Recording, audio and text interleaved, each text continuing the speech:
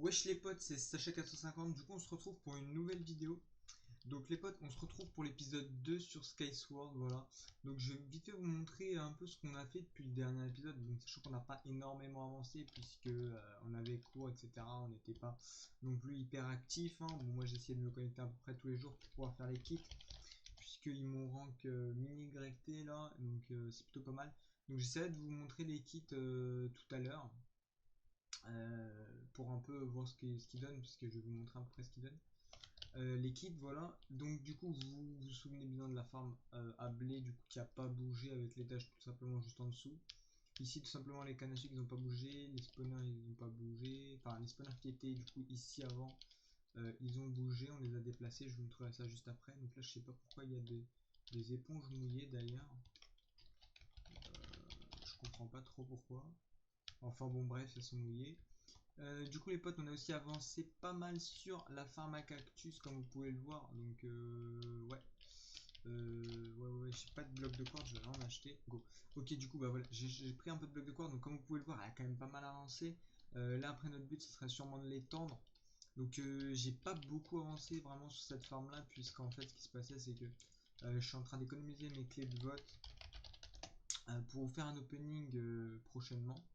Donc voilà, du coup les potes, je disais pour faire un opening, donc là actuellement j'ai 81 clés, donc aujourd'hui j'ai voté, j'ai voté 10 fois, du coup je peux récupérer 60 000 $, ça c'était plutôt pas mal, 60 000 $. Donc je suis en train d'économiser pour faire un petit opening, donc je vais vite fait vous montrer la farm à cactus là.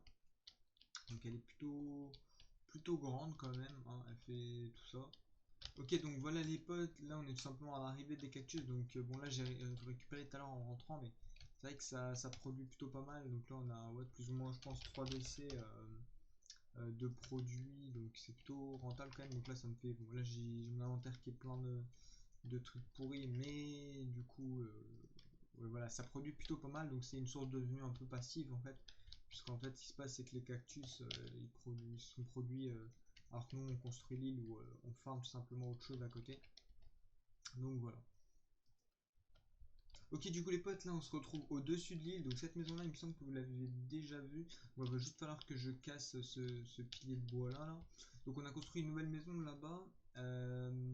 Du coup pour le moment elle est un peu vide, je vais pas vous mentir qu'on n'a rien mis dedans.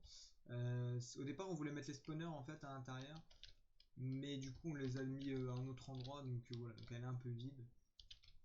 Et donc du coup là vous allez me dire c'est quoi ce truc moche qui est juste devant moi. C'est justement l'endroit où on a mis les spawners, donc après on va un petit peu changer tout ça, on va essayer de faire un dôme, un truc à peu près propre, etc.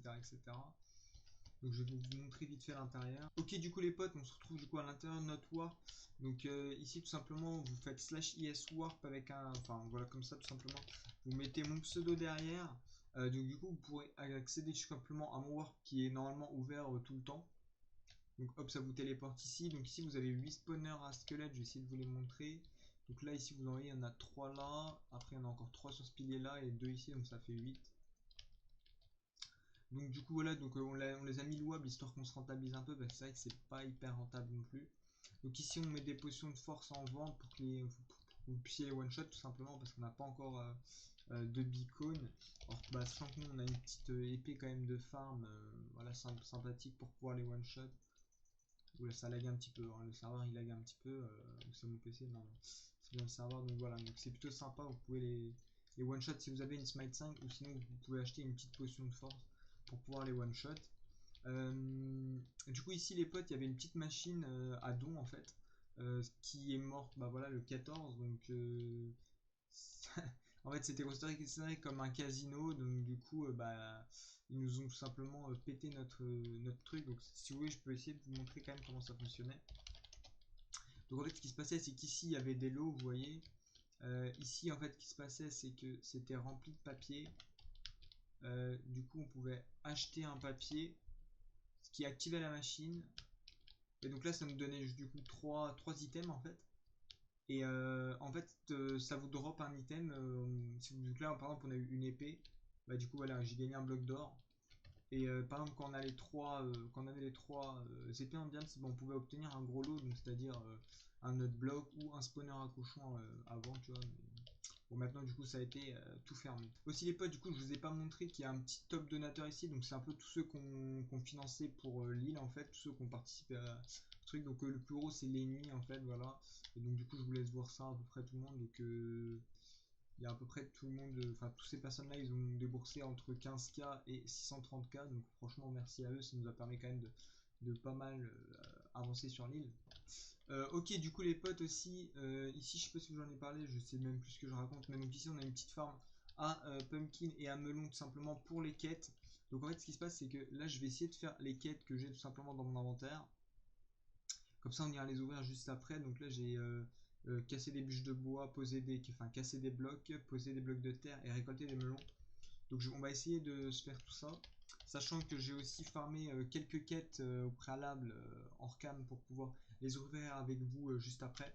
Donc du coup les potes, je vais farmer ça et puis on se retrouve à tout de suite. Ok, du coup les potes, c'est bon, je viens tout juste de finir de farmer du coup les challenges.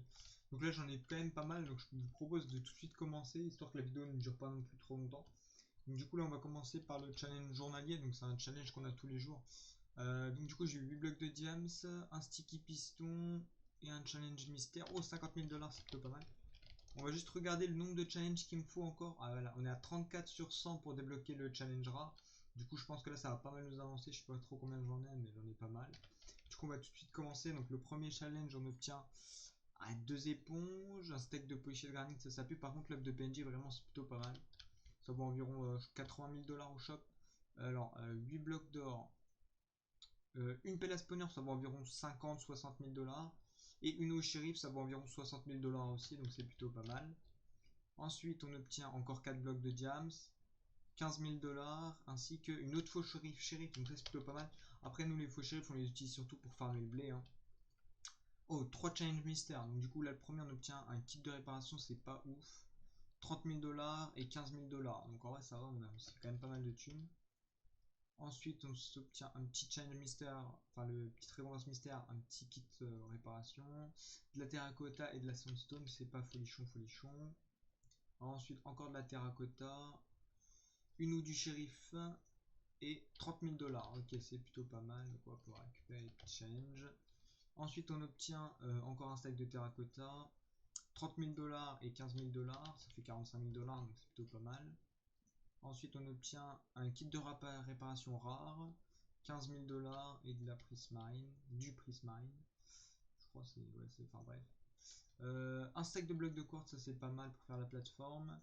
Et 50 000 $, c'est plutôt pas mal du tout ça. Un hopper, ça c'est bien. C'est vraiment pas mal. Ça coûte environ 40 000 $ à l'HDV, donc c'est plutôt cool. Et 15 000 $, ok. L'avant-dernier challenge, on obtient 32 blocs de prismarine, mais du coup là c'est des prismarines. Des prismarines sculptées il me semble. On obtient un kit de réparation basique. Et pour le dernier on obtient 30 000 $. Ok, donc c'est plutôt pas mal. Et enfin le dernier challenge commun, un stack de terracotta, 30 000 $ et oh, un spawner à poulet. Ok, donc du coup ça c'est plutôt pas mal. Petit spawner à poulet qui fait plaisir. On va poser tout ça dans l'under.